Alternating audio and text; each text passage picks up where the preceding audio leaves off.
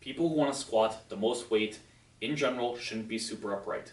So I made a YouTube short on this, and while I like those for being concise, it didn't allow me to go into a lot of detail, explain the nuance. It's just the trade away that comes with these two different formats. So I'm going to try to explain some of the things that I saw people confused about in the comments in this longer video. So the first thing I saw a lot of people bring up Olympic weightlifters. Yes, they need to be more upright, hence they should squat more upright. I'm just talking about people who want to lift the most weight possible. So as to the biomechanics of why this works. During a squat, we're going to get near our maximal knee extensor demands, but we're not going to get near our maximal hip extensor demands. In other words, our knee extensors are going to be what limits us. So we want a squat that proportionally works the hip extensors more. Here's a simple numbers ratio. I'm making up the numbers and the ratios, but to demonstrate the point. Imagine your knee extensors can produce 100 pounds of force, and your hip extensors can produce 200 pounds of force. If we do a squat that's a 50-50 even distribution between knee extensor and hip extensor based on how upright we are. Keep in mind, the more bent over we are, the more we load the hip extensors, the less we load the knee extensors. So at a 50-50 point, the maximal weight we can lift is 200 pounds. 100 pounds from the knee extensors, 100 pounds from the hip extensors. We try to lift more, the knee extensors can't do any more. They can maximally do 100 pounds in this scenario. If we want to lift the most weight possible, what we would do is a type of squat form that's more bent over, loading the hip extensors more to the point we're at a ratio of 1/3 knee extensors, 2/3 hip extensors.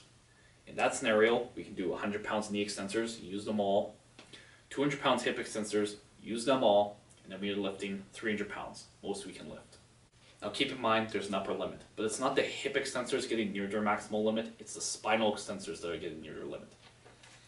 So when we load the hip extensors more, we're going to have to bend over more for a given amount of abduction, which we'll get into in a minute. When we bend over more, we're increasing the moment for spinal extension, thus spinal extension can be a limiting factor. That's why the ideal squat form is not a good morning where our torso is literally parallel to the ground. So the abduction thing. If we abducted more, we could be more upright. But this has the downside of it's going to change our muscle and fiber alignment, which could be less optimal for force production. So it's sort of a balancing act. That's why we don't just abduct maximally. So you will see people subconsciously load their hip extensors more on the maximal squat quite often. And what ends up happening is they do a good morning squat. So think what happens. Your knees shoot back, your hips shoot back and up. The bar doesn't actually raise or lower, it stays at the same relative height, so we're neither closer or further from completing the squat. Since the knee is more extended, we're taking loads off the knee extensors, but we're placing it on the hip extensors because we're now more bent over at the hips. And again, when we're more bent over, we're also loading the spinal extensors more, so they're now more likely going to limit how much we can bend over during this good morning squat. So you may think from me saying that, that means good morning squats are a good form.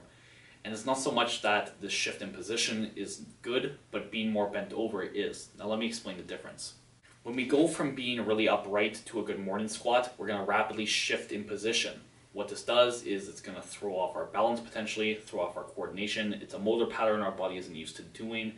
And that momentum from the shift could actually load the spinal extension demands more, which again could be the limiting factor. We don't want to load it anymore.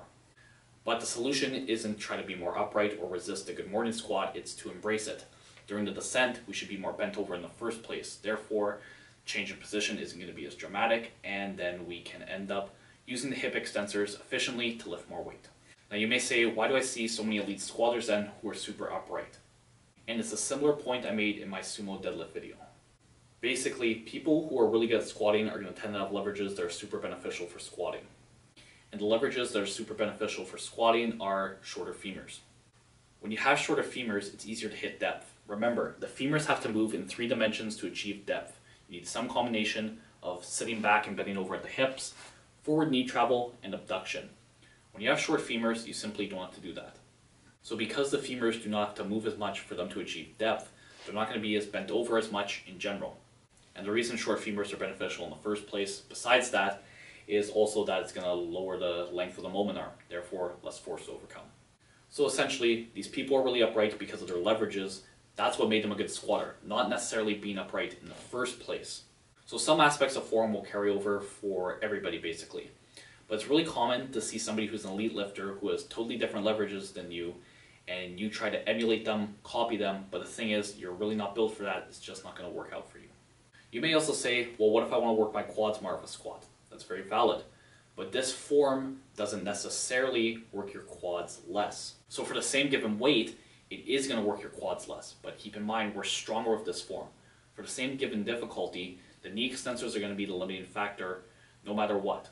So essentially, we're going to end up with this more bent over form, working the quads just as much, but we're also going to work the hip extensors more, which could be a good or a bad thing. You want to work more total muscle, it's a good thing.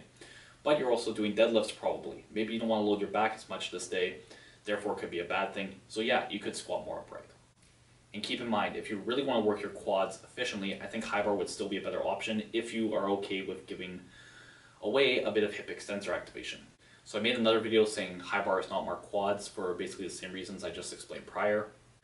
But the thing is, that was assuming you hit the same amount of knee flexion either way. But the thing with high bar is you can typically hit more knee flexion. So that's going to bring the quads through a greater range of motion. It's also going to put the quads in a more lengthened position at the bottom, which is beneficial for hypertrophy. One last thing to keep in mind, if we're loading the hip extensors more with this squat form, keep that in mind for fatigue-wise, load management, etc. And so the last question I can think about is this going to be true for everybody? Generally, yes, people should be a bit more bent over when they squat versus as upright as they can achieve. Eventually, it is going to be limited by spinal extension strength. Eventually, you're going to get to a point where your spinal extension gives out. And keep in mind, if you're trying to do different form at all, it may not feel the best at first because your body's used to moving in a motor pattern that moves in a certain way. Give it some time to adjust and you should be stronger long term. So that's it for the video.